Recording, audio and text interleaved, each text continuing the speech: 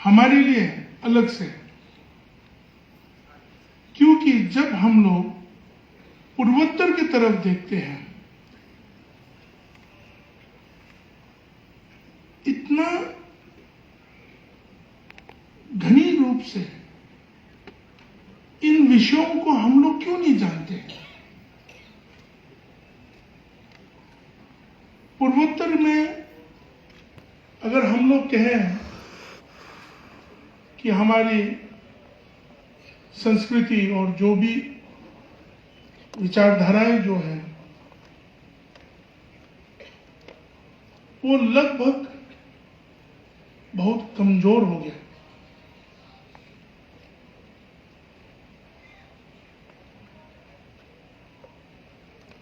हम देखते हैं हमारे विश्वविद्यालयों में या उच्च शिक्षा की अलग इंस्टीट्यूशंस में जो हमारे प्रोफेसर्स हैं, आचार्य लोग हैं, शास्त्रीगण जो हैं, वो इस तरह की वार्तालाप नहीं करते। सबों को गलती नहीं बोल रहा हूं मैं। आज हमारे दो आचार्य के बीच में अगर मुझे 12 घंटा भी बैठा दे तो मैं आराम से बैठ के बहुत कुछ सीख के जाता हूं।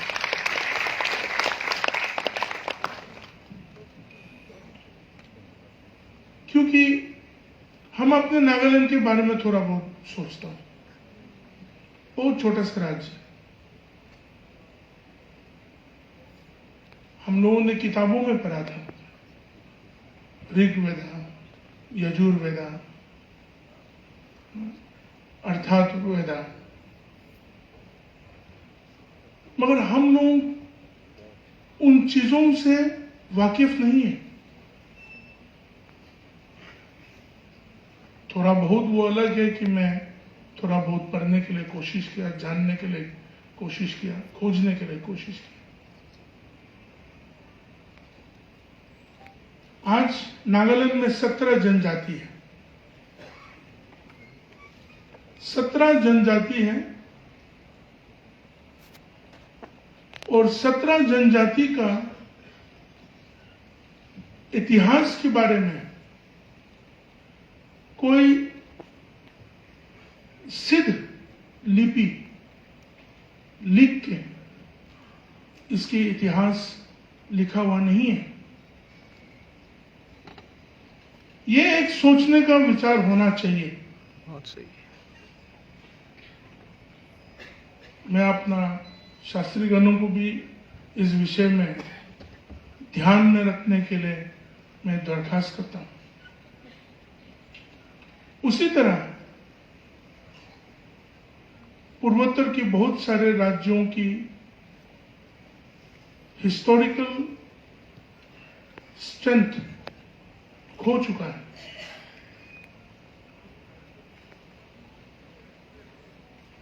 आज के नौजवान जो है हमारे प्रदेश में भी बोलो, पढ़ा लिखा लिटरेट जो बोलते हैं, हम लोग जब कभी भी बैठते हैं तो कोई बोलते हैं, कोई लोग तो चाइना से आया होगा बोलता है, कोई वियतनाम से आया हुआ बोलता है, कोई थाईलैंड से आया होगा बोलते हैं।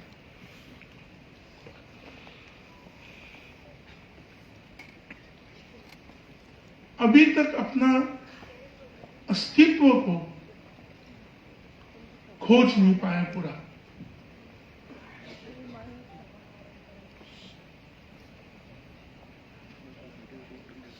और उन चीजों को जब तक नहीं भरेगा, जब तक नहीं बनाएंगे, जब तक उन चीजों को खोज नहीं पाएंगे, तब तक हमारे लोगों का बहुत बड़ा समस्या होगा।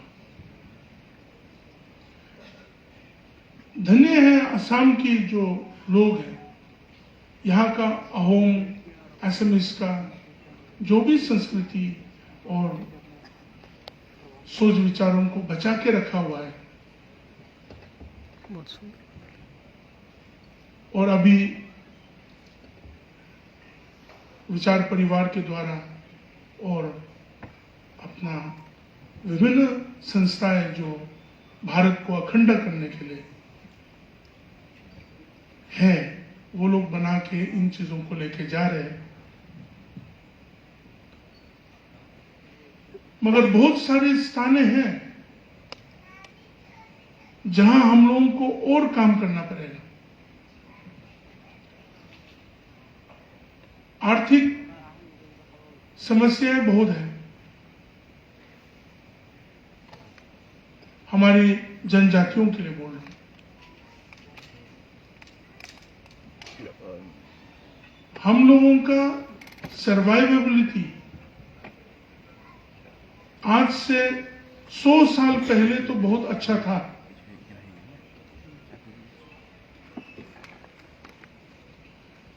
Loss of traditionalism have made an impact to the loss of values and even lives.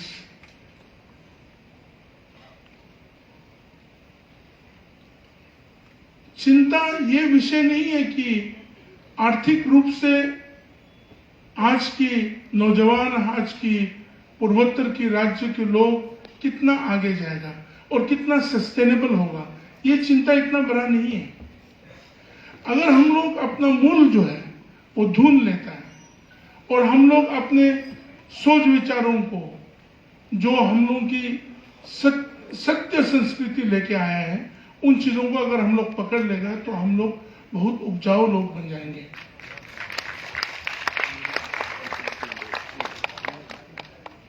क्योंकि नागालैंड जैसे राज्य में एक एक पहाड़ के ऊपर एक एक गांव है और उस समय में हर एक गांव एक राज्य की तरह था। वहां पूजा पद्धति करने वाले लोग भी पंडित भी थे, लड़ने के लिए जाने के लिए क्षत्रिय लोग भी थे। जिस तरह भारत के विभिन्न भागों में जो जात अलग अलग रहते हैं आज भी, उसी तरह हमारे लोगों के बीच में भी उन चीजों उस समय तक था जब तक अंग्रेज नहीं आया।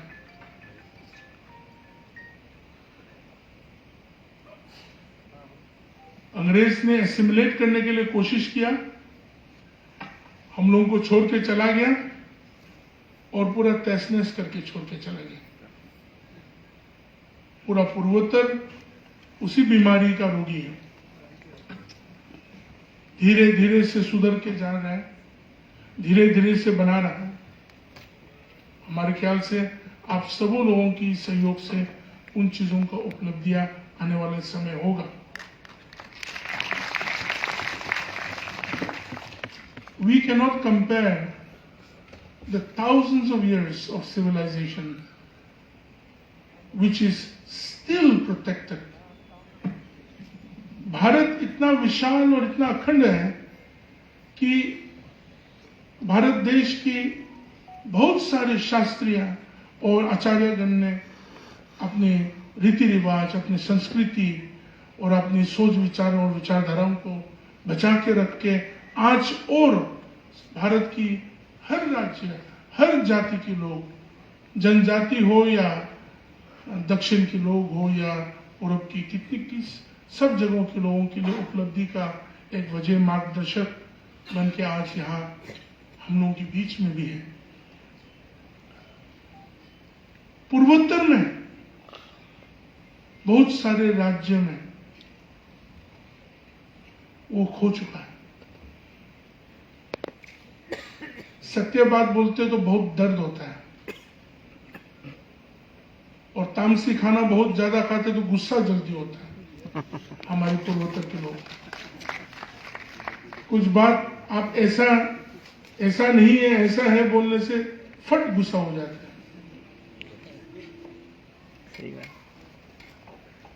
हमारे लोग के साथ हम सबों को धीरे धीरे करके अपने मूल जो है उसको वापस लाना पड़ेगा। जब तक अपना जो संस्कृति जो था, आज नागालैंड जैसा, मिजोरम जैसा और बहुत सारे मेघालय जैसे राज्यों में संस्कृति सिर्फ एक फेस्टिवल बन गया। हमारे पूर्वोत्तर के लोग कोई बुरा मत मानना, मानने से भी यहां छोड़ के चला जाना। बना दिया 1-2 दिन का त्योहार, मगर सोचता वैसा नहीं है, करता वैसा नहीं है। वेस्टर्नाइजेशन हम सबों को तोड़ के रखा है। हम जब छोटे थे, हमारे गांव में खाने के लिए कभी कमी नहीं था। आज से 30-40 साल पहले का बात ही बोल रहा हूं। हर कोई खेत करते थे, पहाड़ में भी हो। हमारे यहाँ की चावल जो मिलता है, बहुत अलग किस्म का चावल होता था। सब्जियां अपने घर बाहर में, अपने जंगलों में, वहां पहाड़ में झूम करके अधिक से अधिक सब्जियां होती थी। उस समय में शिकार जाता है तो कभी भी बंदूक लेके 5-10 चिड़िया या बंदर या कोई भी जानवर को मार के नहीं आते थे। और हमारी दादा परदादा लोग ये कहते थे कि शिकार जाता था तो भी अपने परिवार की भूख मिटाने के लिए या जरूरत के लिए जाते थे। और कुछ शिकार भी करते हैं तो उसका कान या पूंछ का एक जगह को काट के वहां